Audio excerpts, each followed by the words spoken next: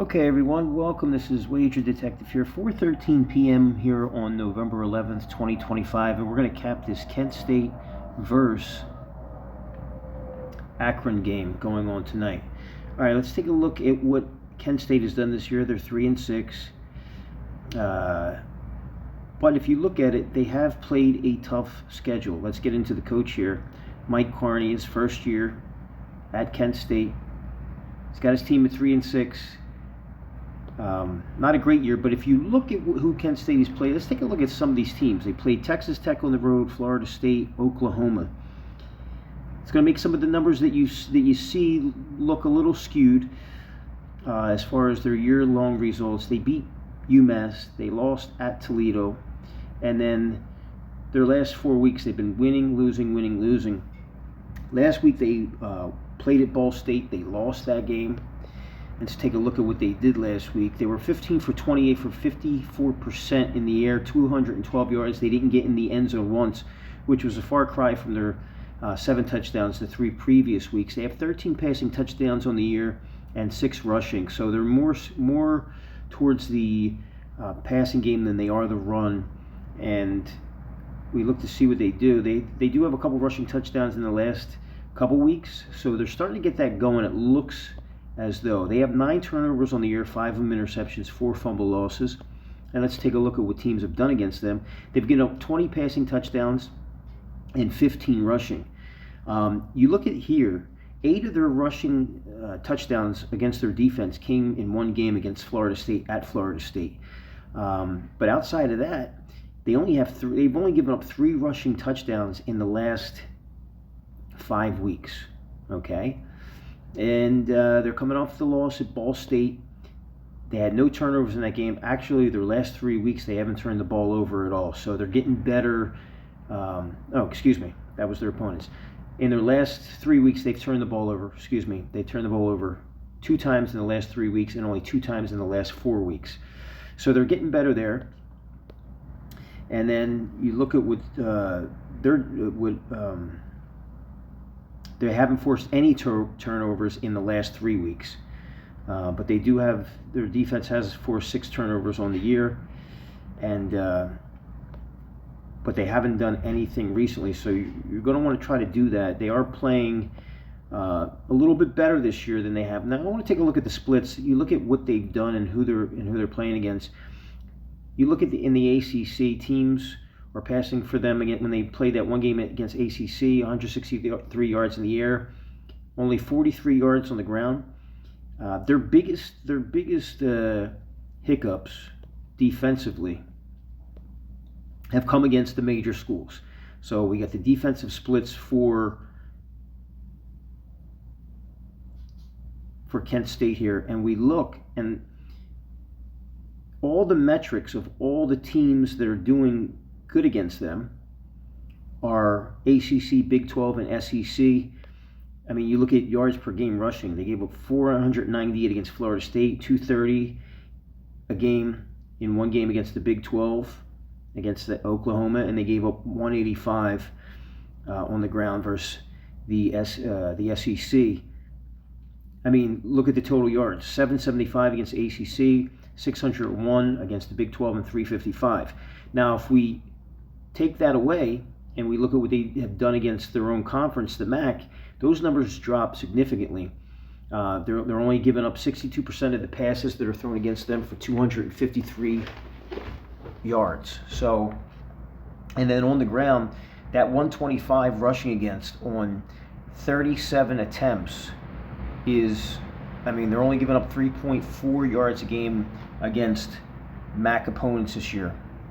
So if you take away all those games where they played the tougher competition this year, they're not really as bad as what maybe meets the eye. And that's what we're here as Wager Detective. We're trying to uncover everything, not looking at what the metrics say, where are the metrics coming from.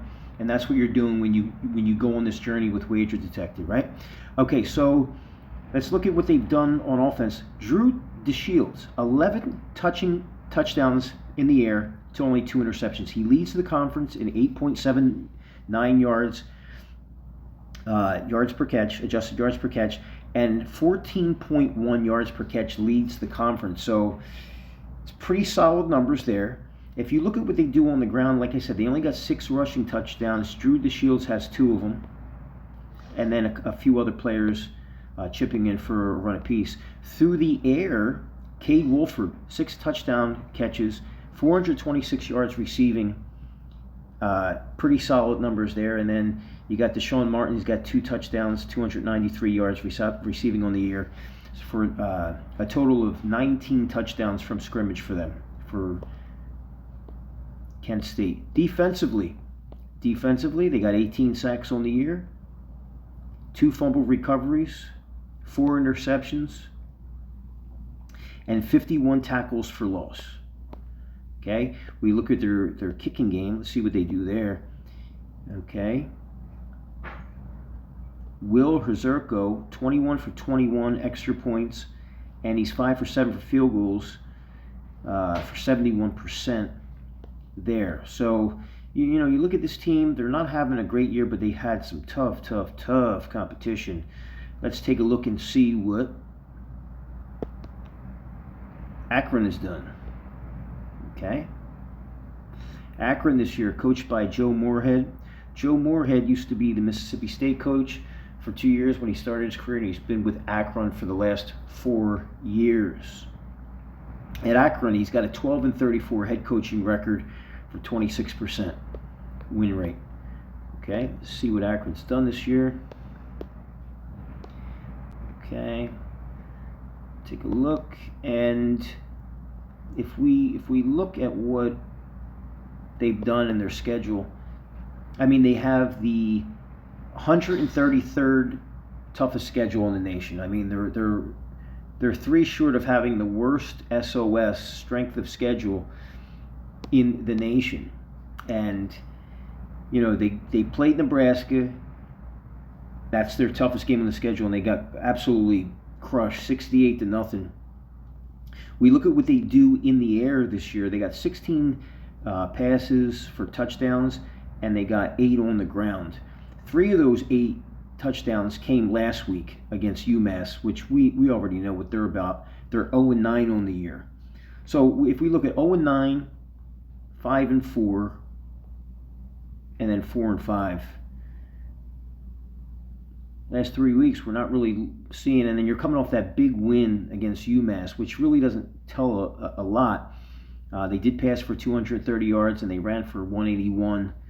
So they had 5 touchdowns total last week. Okay? And you look at the week before that, when they played a little bit tougher competition, they had 2 in the air and then 1 on the ground. So last 3 weeks, they got 7 passing touchdowns and 4 rushing. On the year, they've turned the ball over 12 times. They got 7 interceptions, 5 fumble losses. Let's see what teams have done against them. Okay, teams have turned the ball over 17 times. Right? Teams have turned over the ball 17 times. So they're +5 in the turnover category. But if you look at the last 2 weeks, they've generated 8 turnovers on defense, which is pretty reputable. But look, they had 3 turnovers. They had 5 turnovers. Buffalo had 5 turnovers versus Akron, and Akron only won by 8 points. So they're not really necessarily taking advantage of the turnovers, but they do force turnovers. They, 9 interceptions they forced on defense and 8 fumble recoveries for Akron, the Zips. Okay, let's take a look at some stats here. See who's doing what. Ben Finley is the quarterback here. He leads the conference in passing touchdowns with 15. Now, we know DeShields has 11, okay? And we know that Akron, as we've said, has played one of the worst schedules in the nation as far as strength of schedule. And but Ben Finley, 208 yards a game against some questionable competition. 6'3" guy. Went to North Carolina State for 3 years. He's a 6-year senior. Okay? Spent 3 years at North Carolina State, got no play, then went to California, and his last 2 years at Akron. Okay, he's about to eclipse his total last year of touchdown passes that he had last year, which was 16. He's got 15 this year, and he had 9 interceptions last year and 7 he has this year. So, I mean, in his career, you look at his career, he's got 38 touchdown passes, but he got 25 interceptions.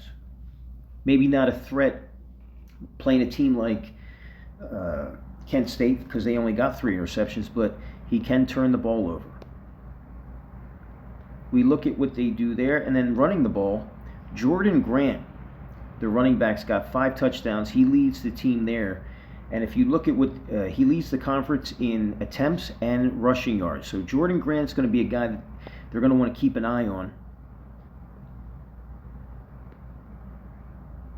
But he's got 5 of the 8 rushing touchdowns. You look through the air, Kyan Mason, he's got 5 receiving touchdowns. Israel Polk has 6. So they got 16 receiving touchdowns, and they have 8 rushing. So they get in by throwing the ball. And they got 24 touchdowns on the year total from scrimmage. Defensively, 64 tackles for loss, 22 sacks, 9 interceptions, and 8 forced fumbles, and 8 fumble recoveries. So they can get turnovers. But again, we're going back to what we said earlier. They're playing teams that are just bad. They are this year. They're 1-0, 1-1, 2-1 at home this year versus the MAC. Okay, and I have some other stats here. Kent State is 4-5 their last 9 versus Akron. They've lost the last 2, but over that 9-game period for Kent State, they are plus 62 point differential when they play Akron, which is an average of plus 6.88 points per game between their plus minus over those 9 games, and the average total is coming out to about 49 points per game in the last 9 meetings between Akron and Kent State. Now, the last 5 games at Akron, Kent State is 2-3, but even in that 2-3, 2 wins, 3 losses, they are plus 27 in the point differential there for an average of plus 5.4 over those 5 games, last 5 games at Akron. Average score there about 37 points a game. If we look at Kent State, their last 15 road games, they are 3-12 in their last 15 against the MAC on the road. Minus 177 point differential, which is about a minus 11.8 points a game, and the average score over those last 15 games for Kent State on the road is 51 points. If we look at Akron, they're marginally better at home over the last 15. They're 5-10 in their last 15 home games, and they're minus 93 on the point differential, which is about minus 6.2 points per game over that span, and the average score is about 48 points a game. Their last 9 at home for Akron against the MAC. This is all against the MAC, these last 15 and 9s for both teams. Last 9 for Akron at home, they're 4-5 with a plus 13 point differential, which is an average of about plus 1.44 points a game over that span, and the average score is 47.4. So when you look at all this and you look at a team that's just maybe going in a different direction and maybe had a tougher schedule, and then Buffalo has won their last 2. Kent State is alternating wins and losses over their last 4, their last game being a loss. A little bit of pattern recognition there. I do believe, and then again, strength of schedule. We said it again, we'll say it again. Kent State has definitely played the tougher schedule, right? 88th in the country to 133rd for Akron, and then I just feel as though this team, I think the quarterback is comparable. I like DeShields, and they're coming off a tough loss last week at Ball State, so I do believe that Kent State plus 6.5 has to be the lean there. I mean, I wouldn't be surprised if Kent State, say what you want, I would not be surprised if they won this game outright. I mean, the history between the two and the fact that I see Kent State having a bad week last week and they still only lost by 4. They played just about as bad as you could on offense. I watched the game. And I think they get back on track here as far as scoring. And I do believe that the play for me is definitely going to be Kent State plus 6.5. I think the line is too high, to be honest with you. Akron shouldn't be laying that, and I wouldn't be surprised if Kent State won the game. I like this game to go over as well, so that's going to be the call here for Wager Detective. Give me Kent State plus 6.5 and over 47.5 versus Akron. This is November 11th, 2025 from Atlantic City, New Jersey, 4:30 in the afternoon. Talk to you soon.